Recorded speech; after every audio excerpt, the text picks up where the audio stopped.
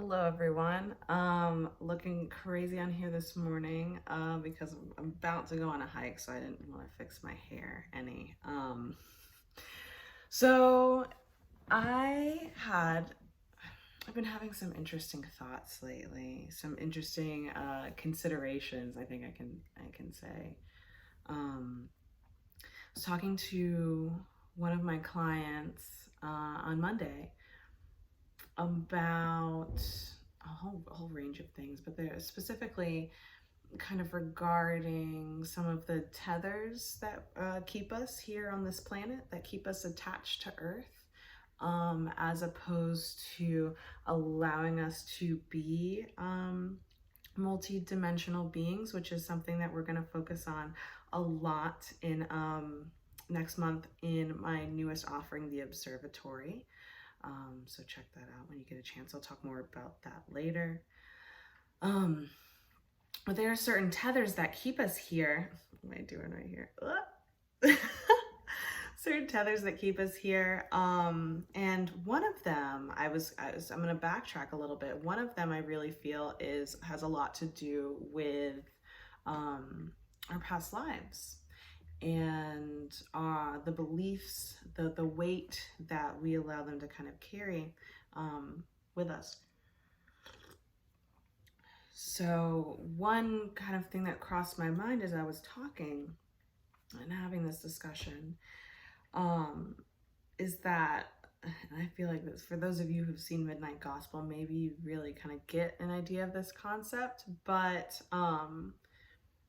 considering the possibility that our past lives on this planet were somehow implanted or like downloaded or I guess uploaded into our physical body, into our nervous system, into our mind, into our consciousness, in order for us to perhaps feel more at home here.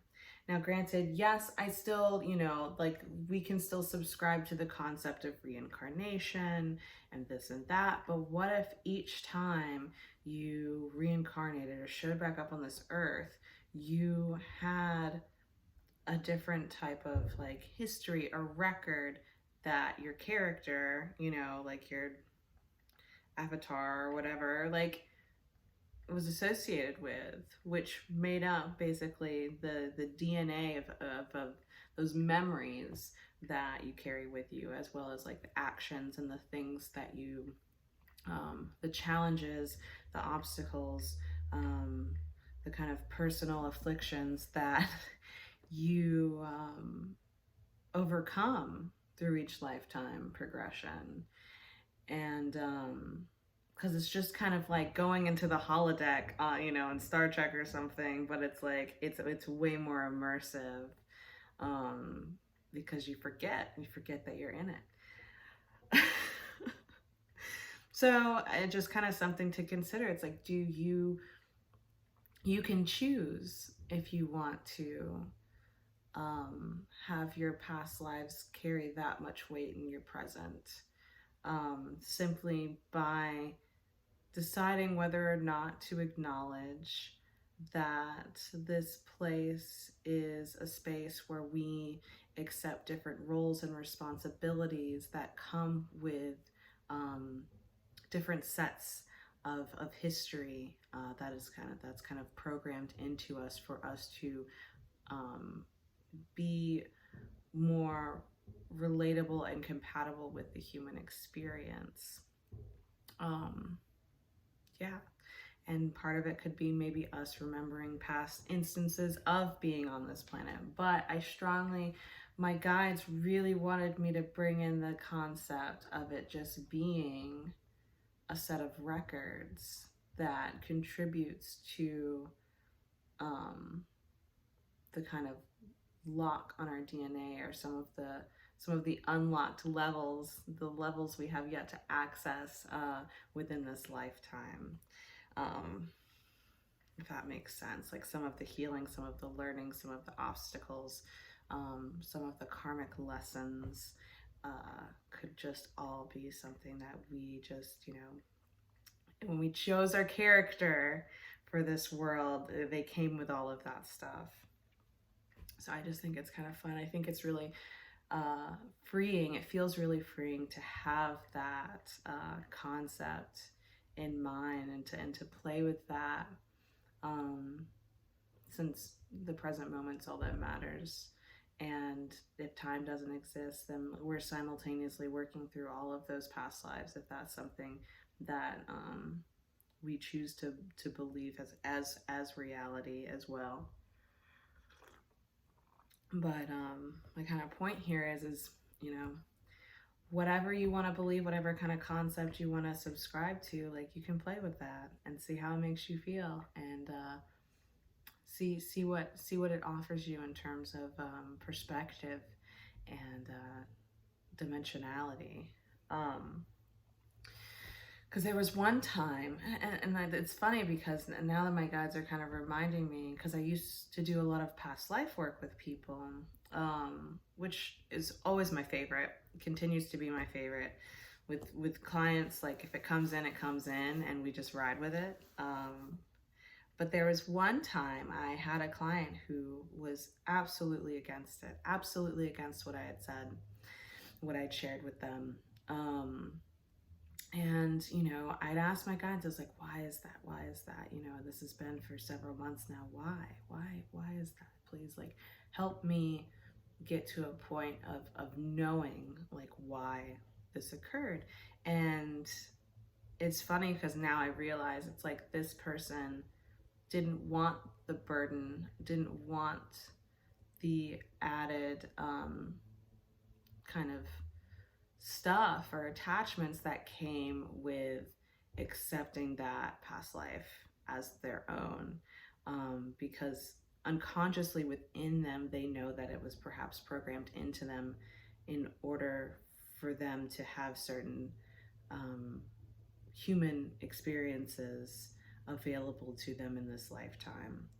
And so the more that we kind of feed into some of these things, the more we're kind of tethered to this planet, and we believe, you know, that we have a certain type of history with it.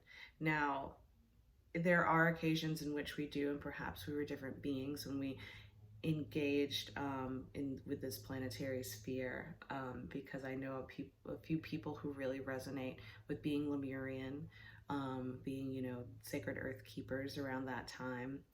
And I know I personally had spent some time around Atlantis through some experiences that I've had. So it's been really interesting, kind of the concept of time and experience and personal history, or should we say transpersonal history.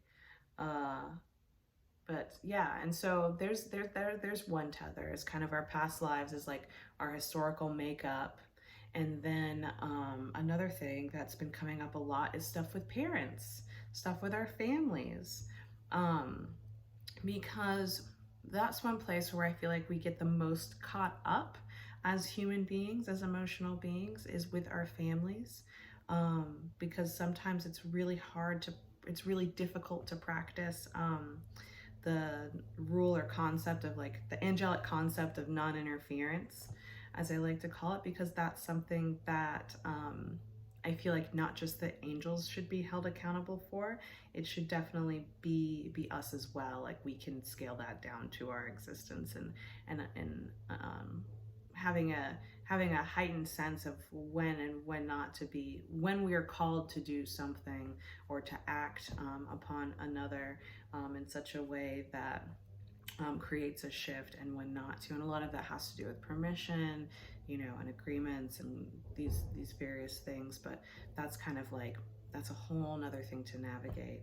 But you know, there's something about our connection to our parents and to our lineage that is another tether that keeps us here on this world, is that relationship, and sometimes our attachment to it. Because most of us, you know, before we really step into our own, you know, inner maturity, being able to really father or mother ourselves, there's that need, there's that continual need to have some type of parental figure.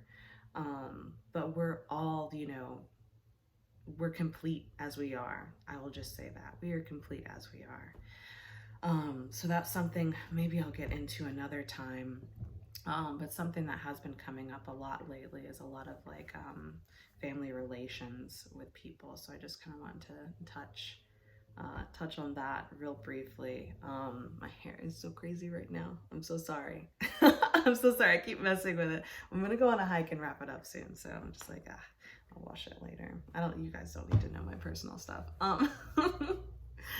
But what else was I going to say here? So yes, the tethers and all of that.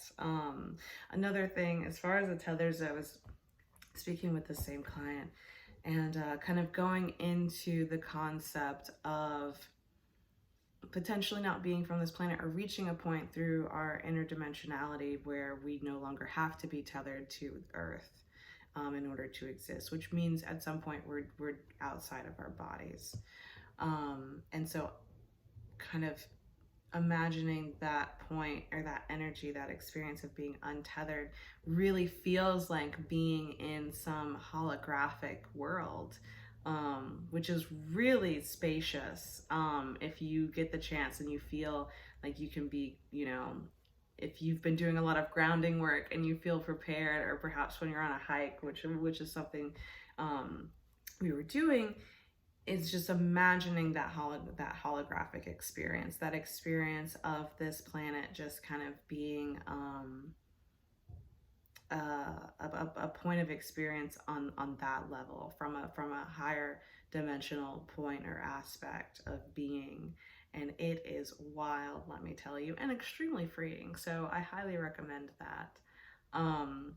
But anyways, this is stuff that I will definitely get more into through my new offering, the Observatory, which is basically an ongoing course. So each month I will be setting a new theme or intention, and we'll have weekly classes surrounding that with different activities and practices that we can do collectively in order to allow some knowledge and some wisdom to sink in and to be grounded as we shift into this new paradigm. I'll be kind of exploring things from different angles, as well as going over some of the basics. And there are many options. You can just tune in for the weekly calls, or you can subscribe weekly and have access to the private community on social media, as well as a private resource hub. Well, there'll be lots of links and goodies and things and scopes, as well as you can sign up for a monthly subscription too. So it's kind of like drop in anytime, choose how long you want to subscribe, totally up to you. And just looking to do something different and have a little fun and build some community and really kind of like help shape and navigate where we're going as a unit, and what type of wisdom and teachings we keep as we move forward, and what new things we can discover, because I really enjoy having these communal, like, virtual calls where I'm not just the teacher. Like, we open things up for discussion, we talk about them, we turn them over and on their side, and scale things in and out. It's really fun, and it's a great way to connect to people, to meet new folks, and to just do something a little different. It's like we can learn together, we can learn from each other, and we can explore kind of new angles of existence through some of the tools and resources that we already have. So anyways, if you join me, links in my bio, or just go to my services page. Otherwise, I'll talk to you all soon. I feel like there's another video that's gonna come up. We'll see after my hike. But yeah, so I appreciate you all. Thank you for tuning in, and I will talk to you all soon. Bye.